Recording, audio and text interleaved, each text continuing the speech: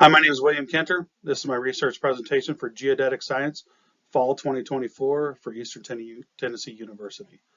The topic I explored was constellations available to GNSS users. As a longtime surveyor, I'd always seen different constellations available. For the most part, I'd click them on in my GPS unit, or I call it my GPS unit. For my GNSS unit, I would click them on, and I mean, I knew that more satellites was a good thing. I would try to play with it, turn it on, turn it off, see what we had, check the sky plot, look at them. But one thing is, I knew their names by seeing most of them. And a lot of times when you buy equipment from dealers, they ask you if you want to buy access to them. And like I said, most of the time, more satellites was good. So as long as it wasn't outrageous, yeah, you generally pay for it. I never really spent time reviewing everything about them. There was instances where I would turn them off and they might benefit me, or turn them on that may benefit me. But other than practical use, I really didn't know much else. So I really wanted to hop into what's out there, what the differences are. So for a GNSS constellation, we've discussed in the course, but essentially it's just satellites available and they're a part of a specific system. Each constellation has varied parameters, such as altitude that they're at, frequency types, and where they come from, who built them, control, ground control. But for most people, the end user is the same, or for most constellation, the end user is the same as surveyors, geodesists, and military. So this is why I wanted to bring it up, is it's very core to the understanding of this class. I found this nice graphic and it was perfect for my presentation. I've given credit to the owner on the top left there and put their website on the bottom left. I just thought it was perfect because it just gave a quick breakdown and wanted to show this. So this is what I'm primarily going to be talking about, and I'm going to follow the order. I just thought this was perfect. I wanted to show it off. Each of these systems have their own strength and weaknesses. But they're all available to its users as a complete solution. So as we've been taught, each constellation has space, control, and user segments. So the quality of the network, as far as a constellation, I'd say network as a constellation, is based on the space control. So what they have up in the sky and what they're confirming and verifying on the ground, which is a control. So just like the purpose of this, it's up to the users to know more about what they're using and if they want to be a part of it and what the downfalls of each constellation are. I'm going to focus primarily on just where did it come from, why is it here, just so we at least know what the names mean and where they're coming from. So the first slide is obviously my home system. I'm from the United States. Specifically Illinois. I operate in Missouri. So this is the original gangster, the OG GPS. This is where it was developed. It was developed for military applications. Most people in the United States call, GPS unit. I'm using GPS. This is my GPS. The GPS on my phone, the GPS on my car. Realizing that GPS is a constellation. It's one piece of GNSS for proper terminology. It's very similar to instead of asking for a tissue, you ask for a Kleenex. So that was always the funny thing to me, is everybody calls it GPS, and as I began my career learning that GPS was one type of constellation, it's not all GPS. And I'm kind of curious in Russia if they say, "Oh, my GLONASS, my GLONASS." So I just wanted to know. But the original name for GPS was actually Navstar GPS. It's a Department of Defense program for military applications. It is now managed by the United States Space Force. That's fairly recent. It has 31 operational satellites.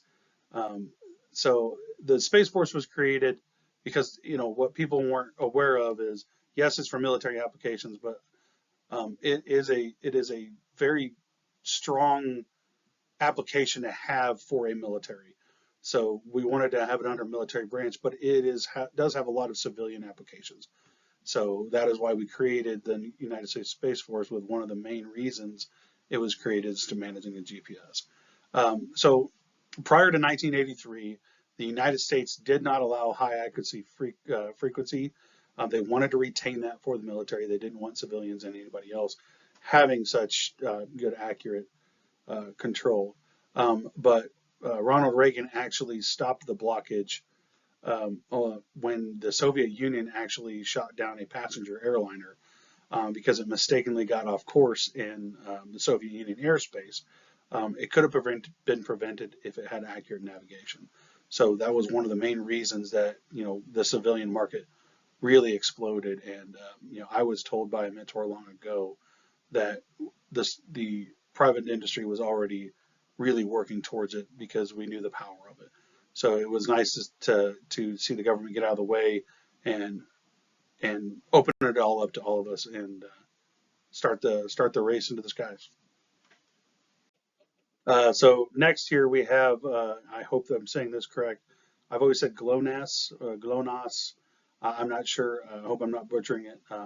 But this is also another one commonly known by surveyors because it was a game changer. So a lot of the time we would be waiting for GPS satellites, and we could turn on the GLONASS, and suddenly we could get just a little bit closer to trees or closer to buildings if we had the GLONASS. So a lot of surveyors, as I was getting to know the field, they would say, oh, let's call in the Russians, and that was a joke. But that was one thing that was a game changer, is that we now had more satellites that just suddenly had more satellites than before, and we could do a lot more with GPS.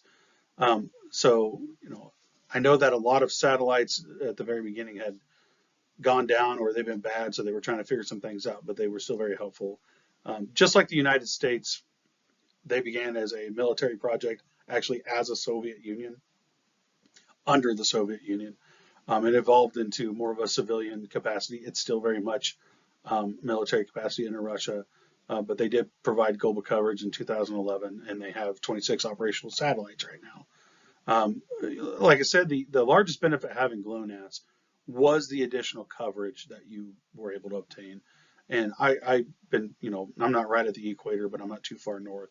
But I do know that GLONASS expanded the coverage of satellites of the constellations where the GPS lacked along the poles, and Russia was very complimentary of the United States GPS system, even though that was not really the intention. But it has benefited the civilian population quite well. And here we have Beidou, which I had to look it up. I guess its literal translation for English is Northern Dipper. I always thought Beidou was like an acronym for something, but it's just that's just the Big Dipper, Northern Dipper.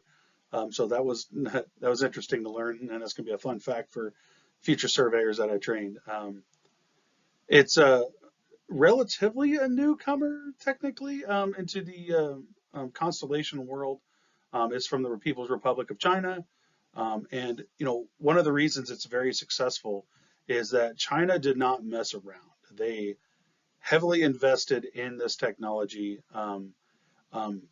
They had 3 different phases. They're probably going to be going on more, and it's been offered with an interoperability pact with GLONASS Russia. Right now it's 35 operational satellites, multiple frequencies, and they invested quite a bit. Obviously, once again, you have military applications. That was one of the primary driving factors for China to get into this. But China's also seen quite a bit of private industry wholly embrace and utilize GNSS, and why not for another major power in the world? Obviously, a GPS constellation is one of the things that kind of comes with that moniker, is you need to have good navigation systems that you control, you monitor.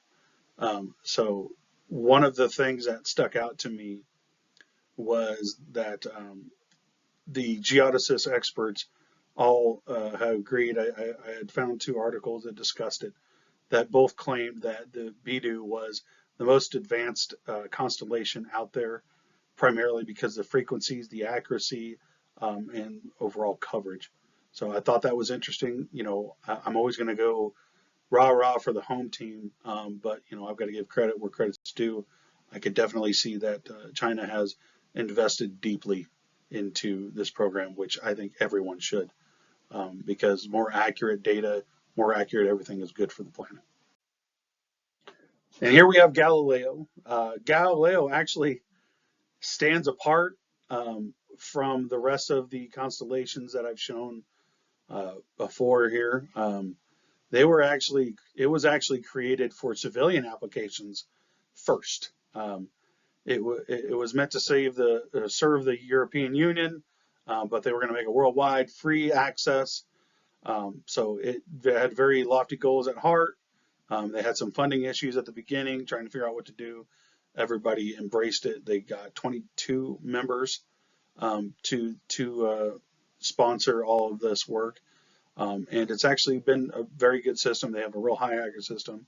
25 operational satellites, full global coverage, like the previous others.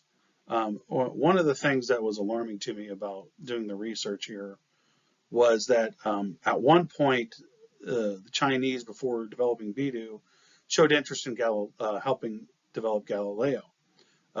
The United States naturally was concerned about another superpower getting involved and having access to it. And even so much that the United States actually threatened to shoot down Galileo satellites in the event of wartime because they were offered free access, and the U.S. wanted to be able to jam and block signals. So because of threats like that, Galileo satellites actually can be jammed during wartime, which is kind of sad. At the same point, I understand the perspective. But I just wanted to set that apart, as Galileo was intending to be civilian use and access. So last on the list are the regional coordinate systems. We have Japan and India. So they provide GNSS essentially for themselves. It's not wholly selfish. They are filling in gaps of the overall GNSS system. But they have different reasons. Japan has an alliance with the United States, and they wanted to supplement us over in the Pacific. India wanted to protect themselves for military operations within their country. So, really it's self-defense and overall just for their civilians to get better coverage strength. So while they're not global, they do cover their region and then do add to the overall constellation. So, even though they're not major superpowers blasting carrier waves all across the globe, they still do their part, and they still offer. So while researching this subject, I started to realize, and maybe everybody has picked up on that's watching this presentation, that most of these satellite constellations were created to make effective and efficient war. So I knew GNSS was used to guide missiles, but I never really considered how much the space race was really about fighting each other. From a civilian or surveyor perspective, all it meant was more satellites so I can get better signal and more places and have better accuracy and precision. And I think this is a unique case of irony where we were all creating our own systems to efficiently counteract each other and make war on each other properly. And what ended up happening is us working together, because we're broadcasting carrier signals through multiple constellations that all come together in a big puzzle. And as long as we're peaceful and we don't try to block each other out, everything's stronger, everything's better, everything's fine-tuned. So I just had to point out during the research the irony of how it's benefited everyone while we're technically going after each other. So thank you. That concludes my presentation of GNSS constellations available. I appreciate your time and thank you for your attention.